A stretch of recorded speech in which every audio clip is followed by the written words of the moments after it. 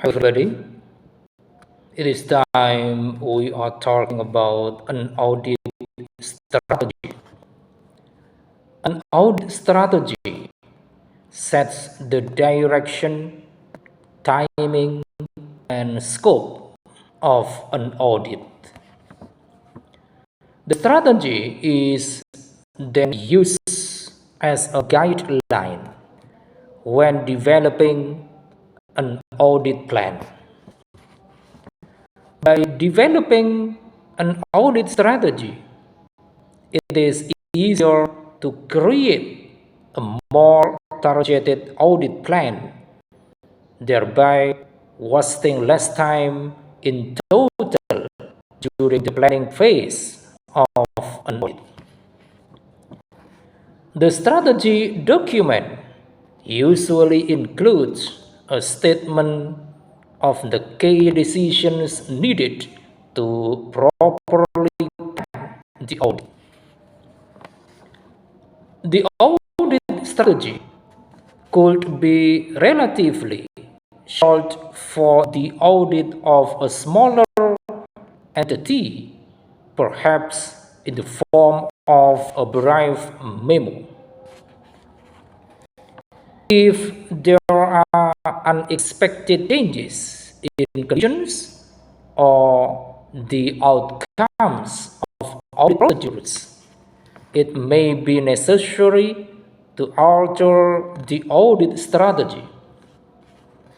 If there is an alteration, the reasons for the alteration should be stated in the accompanying documentation. And then we move to contents of an audit strategy. An audit strategy document consists of the first significant risk. This part describes the significant risk and mentions how the auditors will address them. And then the second, materiality. This includes performance materiality and overall materiality. Third, deliverables and timetable. In this section, auditors describe the audit's timetable, especially with the deliverable documents. Fourth, independence.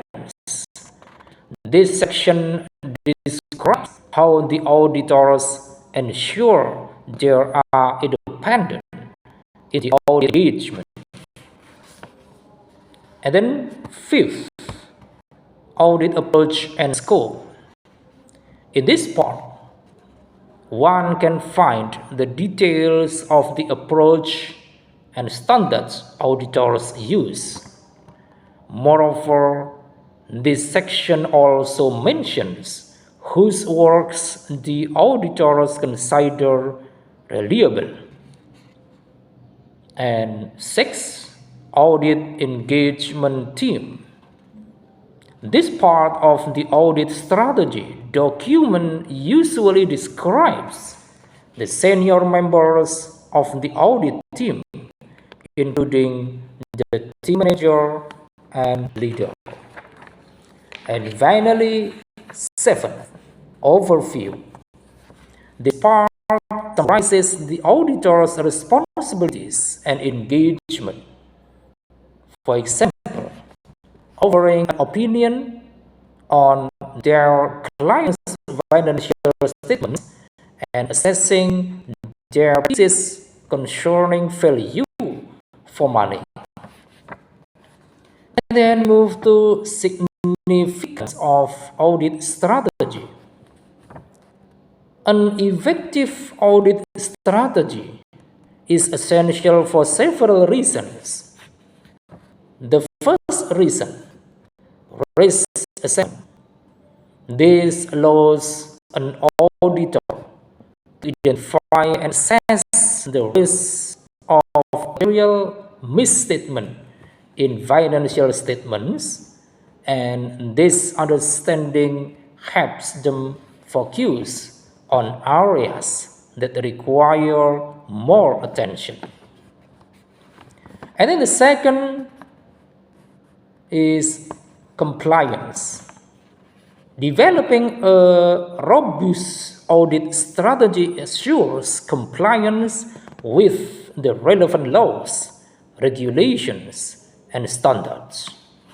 It also ensures the integrity and reliability of the audit. And then third, efficiency and effectiveness. A good audit strategy provides a base for more structural audit process planning.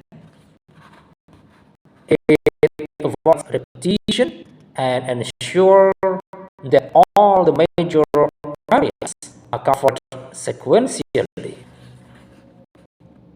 And therefore, resource allocation.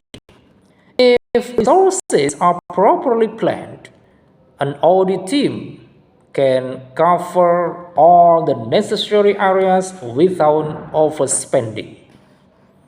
In this regard, it needs the right personnel with skills and experience. And then we move to the difference between an audit strategy and an audit plan. The key differences between an audit strategy and an audit plan are the first, level of detail. The audit plan is much more detailed than the strategy document, since the plan states the nature, timing, and extent of the specific audit procedures to be conducted. And then the second, timing. The audit strategy is created early in the audit process, while the audit plan always follows the audit strategy. And then third, scope. The audit strategy is quite general, while the audit plan describes detailed procedures and timelines. And fourth, purpose. The audit strategy sets the direction of an audit, while the audit plan converts the strategy into specific actions. And then the types of audit strategy. The different types of audit strategies are the first, substantive audit strategy. The audit strategy covering the substantive part of the audit establishes plans to obtain sufficient and appropriate audit evidence to detect material misstatements in financial statements. This examines monetary transactions, account balances, and disclose information. Auditors will conduct more substantive tests on transactions and balances without significantly relying on the company's internal controls. This test is often implied when internal controls are poor or the risk of misstatement is high. And the second, incremental audit strategy. An incremental audit strategy means conducting audits in steps, usually over years. This process essentially builds the audit evidence over some years, where the auditor assesses and checks a subject of financial data or controls.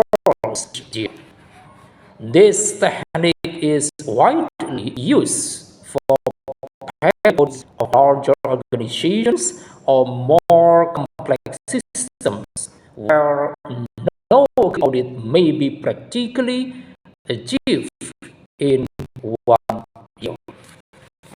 And then third, control-based audit strategy. The first control-based strategy depends on assessing and testing the strength of the company's internal control, which is in place to prevent or find material misstatements in the financial statements. And fourth, risk-based audit strategy. The other is a risk-based audit in which the audit plan, as well as the number and form of tests to be carried out, is based upon the risk of the financial environment. I think it is enough of this session. Thanks. And don't forget, give this channel with your like, comment, subscribe, and share. Thank you.